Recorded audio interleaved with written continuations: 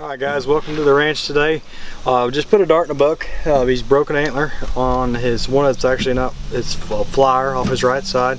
So what we're going to do is we're going to get in there, we're going to try to get this taken care of real quick today. It's a cooler day, so I'm not real worried too much about the heat. It is warm, but we're going to try to get this down and back up pretty quick, and we're going to even do one other thing, and we'll explain it on another video, just so that way you guys can see on all the different measures we take to make sure these animals are extremely healthy. So stay tuned and we'll show you what happens. Alright guys, I can't talk too loudly, he's still going to sleep here, but what we've got is he's got the dart in him, he's falling asleep. I'm going to go up here and I've got a mask that I'm going to put on him, and we're going to try to get this over him. And what the purpose of the mask is you can take out their eyesight a lot of times. What that'll do is it'll help them relax and go into a deeper sleep. We ain't got to do a whole lot, but we still want to get this on them, because even with their eyes open a little bit, they're a little more alert. So if we can get this on him, it won't be 30 seconds to a minute and he'll be asleep. He's probably pretty good and out right now, so I'm going to ease up there. Mari's going to stay on me, and we'll kind of show you how we do it.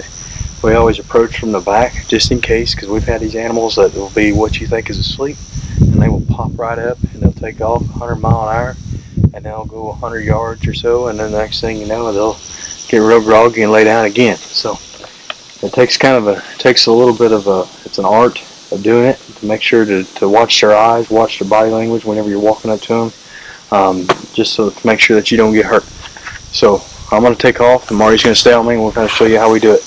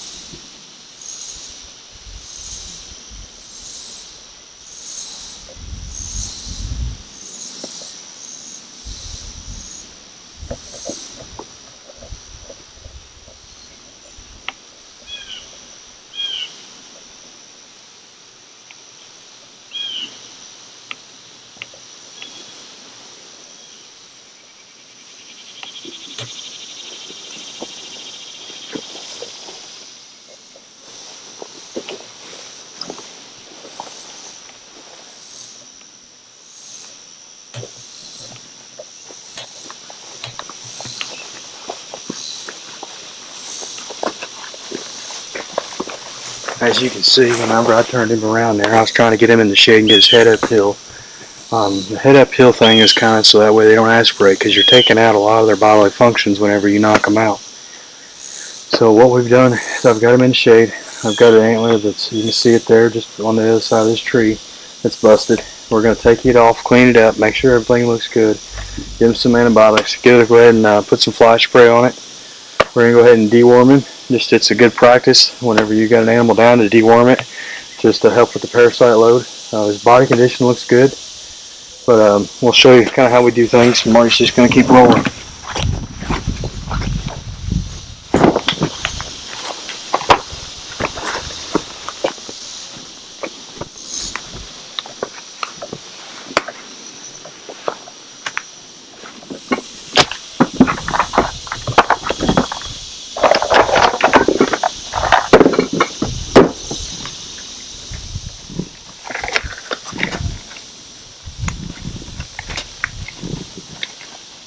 And he's already got a fly on it. You can hear him snoring. That means he's in a good deep sleep.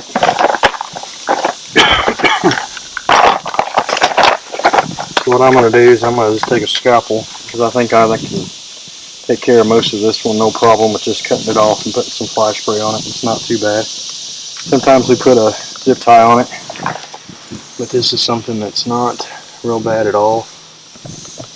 It's not even bleeding anymore. And it's already balled up. You can see the infection would start out of that. That's what we're trying to avoid. So we'll leave that right there. Something you never want to do is you always want to work with gloves, especially with the velvet like that. There's a lot of bacteria that's carried on that velvet, especially velvet when they start shedding their velvet. If you have to ever strip velvet or anything like that, it can be a big problem. There's people that have been hospitalized over it. and that should take care of most of the problems there. And what I'm going to do is I'm going to go ahead and put some antibiotics on board. I like LA300 is what our vet has recommended to us for situations like this. It seems to do a really good job. And it lasts for 7-8 days, something like that. And that should keep him in good shape and good health. As you can tell his body condition on that textured feed, he's doing really, really well. So that's a good sign. It's something we want to see. His neck muscles are starting to build up. He's getting closer to fall. This guy's probably going to put on another 30 pounds between now and the time rut hits. So you can only imagine, if I guess he'll probably weigh around 250 when fall gets in his full swing and the rut hits.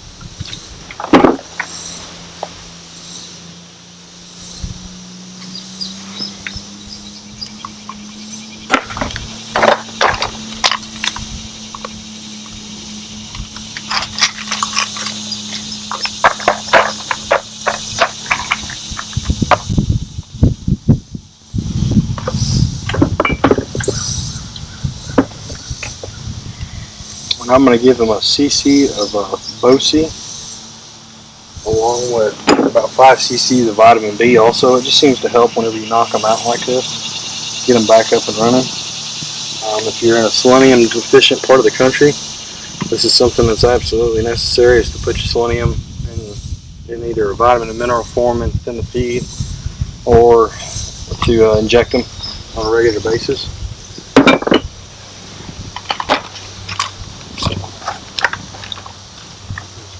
Sounds like Zach coming to help. He knew that we had to take care of this. I had him finishing up our feeding today.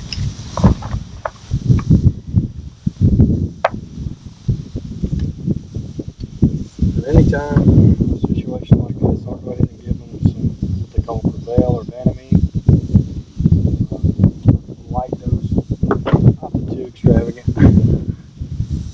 But I'll hit them with a little bit of that just for anytime you knock an animal out. It's a little rough on them, and that helps them just to kind of recover a little bit better, I feel like. So we've given about all, I think we've given every shot we need to give except for a reversal.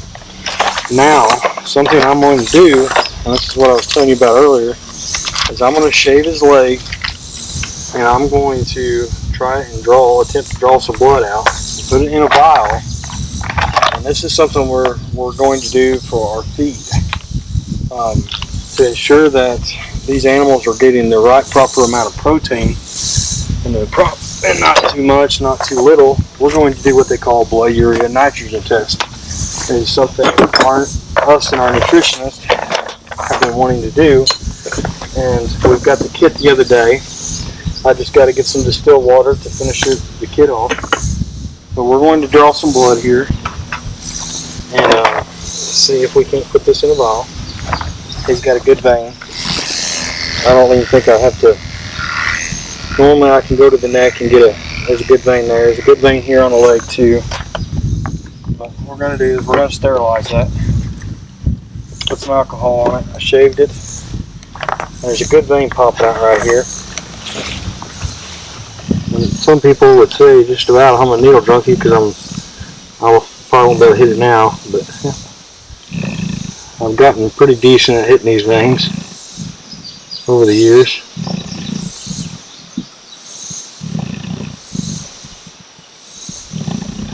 And you don't need a lot. So I drew about 5 cc's right there, and I'm going to put it in this vial. And there's some material down here in the bottom of it, just basically keep it from clotting. And so I'm going to shake that up a little bit, try to keep it from clotting. And if this works, we'll show you how we do this blood urea nitrogen test. But I'm going to go ahead and put this on an ice pack real quick, just to keep it from getting too hot.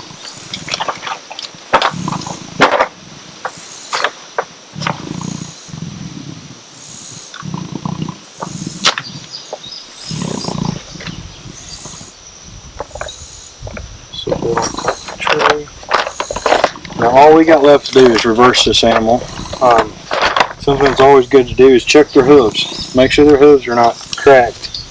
If they are cracked, there's tools you can use to fix them. We've not really had much of an issue the past few years. Honestly, I've kind of quit carrying the tools every time I knock a deer down, just because I've just run into it such a few times now since we switched feeds. So, and here, that all up, because we're going to need to get going as soon as we get this animal reversed. Marty's probably going to quit filming because he knows how fast they pop up. It's literally within probably 20 seconds to 30 seconds they're going to pop back up.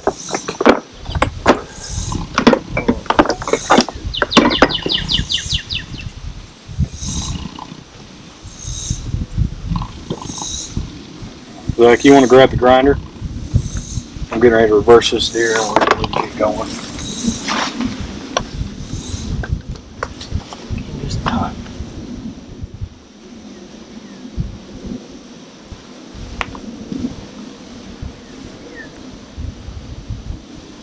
I'll take a different break.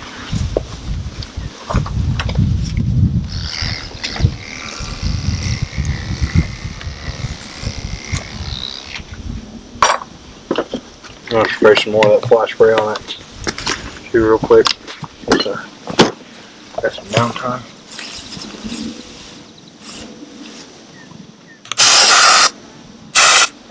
Go ahead and undo his mask.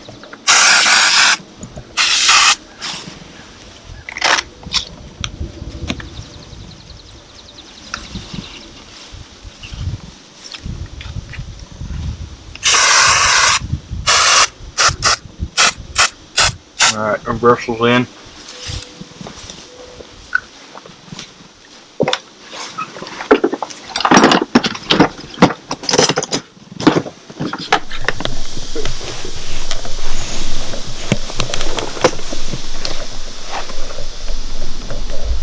His respiration has already started picking up. There.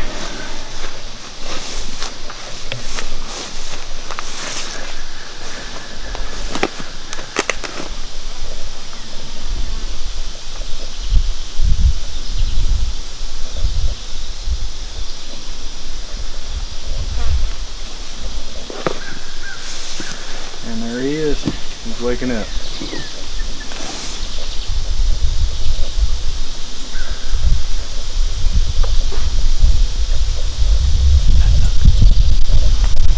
Could have been worse.